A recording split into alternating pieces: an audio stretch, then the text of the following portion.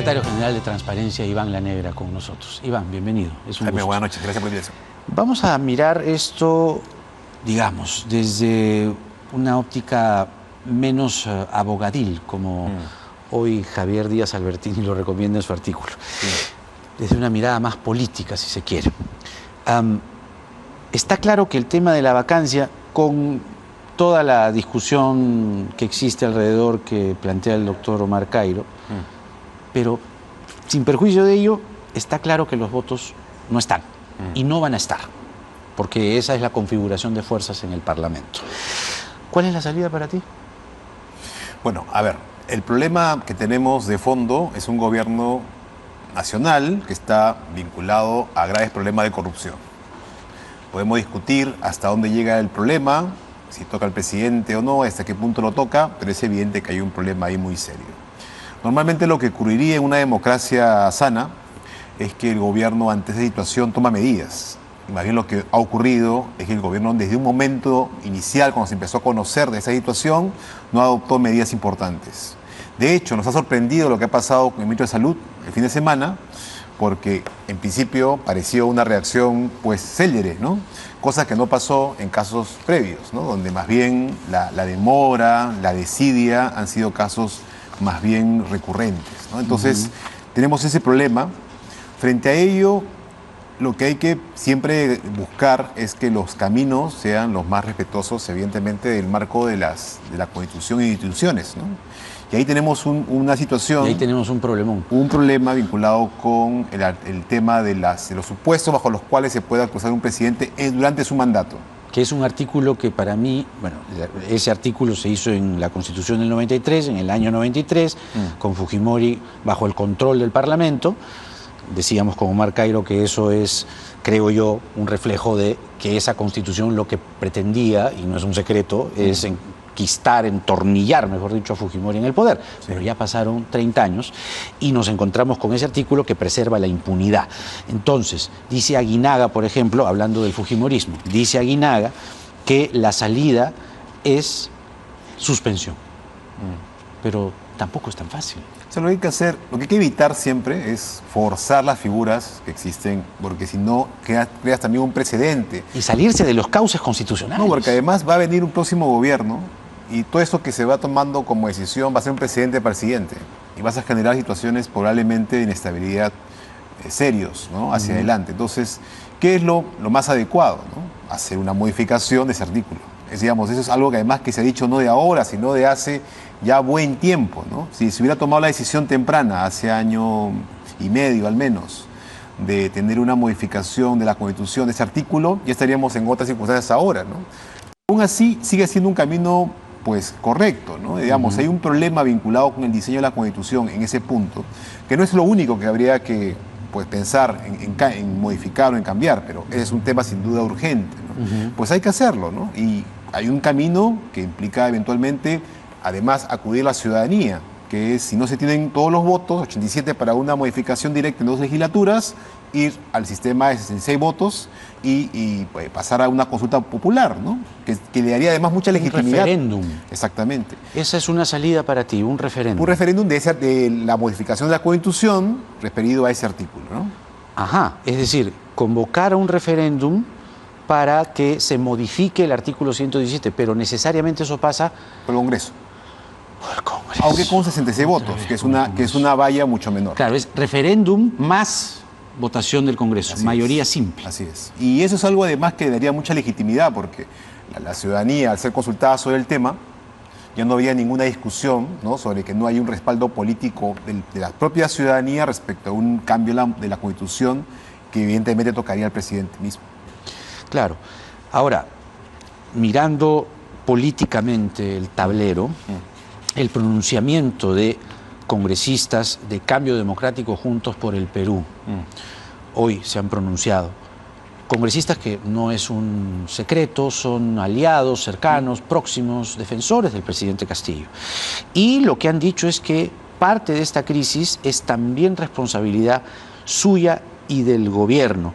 Y lo que dicen también es que en este oficio, es un oficio, que usted, le dicen, es uno de los responsables de la crisis que atraviesa el país y exigen algo más que palabras. ¿Tú crees que esto es un adelanto de una postura que ellos, estos congresistas de Cambio Democrático Juntos por el Perú, que es, digamos, una izquierda progresista, si quieres, estén perfilando? No lo sé, habría que preguntárselos a ellos, pero en todo caso... ¿A ti qué te huele? Pero en todo caso, lo que es evidente es que la situación de información que vamos conociendo son tan serios y la falta de respuesta política es tan evidente que eso parece como lo mínimo, ¿no? Es decir, pedirle a un presidente en ejercicio que, siendo responsable del gobierno, rinda cuentas públicas sobre acusaciones de este nivel, parece un estándar mínimo en cualquier democracia en donde el presidente de la República tiene un rol tan importante.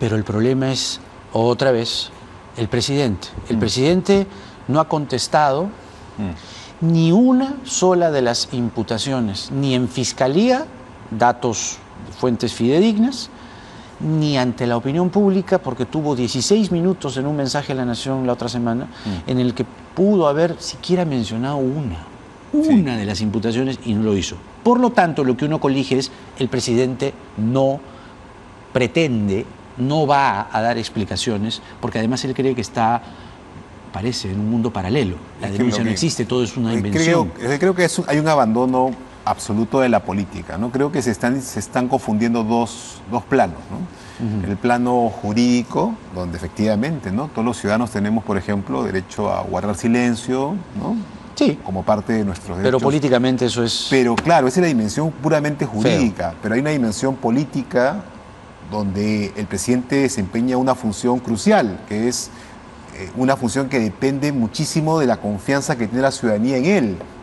Y entonces su deber de dar cuenta es un deber fundamental en cualquier democracia. O sea, hacerse responsable de decisiones que adopta y también el de continuamente estar dispuesto a dar explicaciones de cualquier cuestionamiento que tenga, pues, sobre la mesa, ¿no? Entonces, es una obligación que tiene que ver con el mandato democrático que tiene. Él no es una persona que va sencillamente a ocupar un puesto sin más, sino que recibe un mandato de la ciudadanía y por lo tanto también está obligado a rendir cuentas ante el mismo grupo, que son los ciudadanos del país. Es interesante esta reflexión que estás planteando aquí, Iván, respecto al artículo 117, porque no menos importante es que la ciudadanía tome conciencia de lo que, a mi juicio, tú dirás cuál es el tuyo, evidentemente, pero a mi juicio es un artículo que preserva la impunidad. Es decir, al presidente no me lo tocan. Le ponen figuras extremas, ¿no? Casi como un loco que un día se levanta y dice: voy a impedir la sesión del Congreso. Es lunático. Voy a impedir las elecciones. Es de manual, evidentemente no lo va a hacer, a menos que tenga problemas mentales. Entonces, si la gente toma conciencia de que este es un artículo que preserva y avala la impunidad, lo más probable es que, si eso cala en la gente, finalmente se puede convocar un referéndum. Sí, creo que si le preguntas a las personas qué es lo que más rechaza de la política, es la corrupción. Creo que las encuestas en ese sentido son muy claras en poner la corrupción como un problema muy serio. La percepción de la corrupción en la política es altísima en todas las encuestas, y además no de ahora, sino de tiempo atrás. Eso se ha agravado con los casos que hemos conocido en los últimos años. Entonces yo creo que si a la ciudadanía le preguntas, ¿ustedes estarían dispuestos a apoyar una reforma que no tiene que ver solamente por hoy, sino ya mirando, ¿no?, el futuro democrático del país? Exacto. Una reforma que brinde condiciones, ojo, también que esté acompañado de cambios que le permitan al presidente, en caso sea acusado, de todas las garantías del debido proceso, que tenga todas las posibilidades de defenderse adecuadamente. Pero si aseguramos eso y al mismo tiempo permitimos que los presidentes que no cumplen con su responsabilidad y se ven involucrados en casos de corrupción seria sean juzgados durante su mandato, pues estamos, creo, dando un paso a mejorar la relación de confianza de la gente con sus representantes. Iván Lanegra, secretario general de Transparencia, con nosotros. Muchas gracias, Iván. Hasta luego, siempre es un gusto. Y ya usted debe haber estado avisado que el gobierno le dará 4.000 millones de soles a Petroperú para evitar un desabastecimiento de combustibles. Usted dirá, pero claro, hay una crisis internacional, ¿no? Encima hay maretazos que complican la descarga desde el puerto, sí, pero también desde el principio el gobierno puso la mira en Petroperú para cometer actos de corrupción que están también comprendidos en la denuncia fiscal. ¿No le suena el nombre de Hugo Chávez, homónimo del dictador venezolano? Bueno, sí, han pasado cosas en Petroperú. Y claro, hay quienes sostienen que Petroperú viene cometiendo una serie de errores en su administración, pero lo vamos a conversar con Anthony Lau, experto en temas energéticos. Esto es Octavo Mandamiento en el horario estelar de Canal N. Ya regresamos.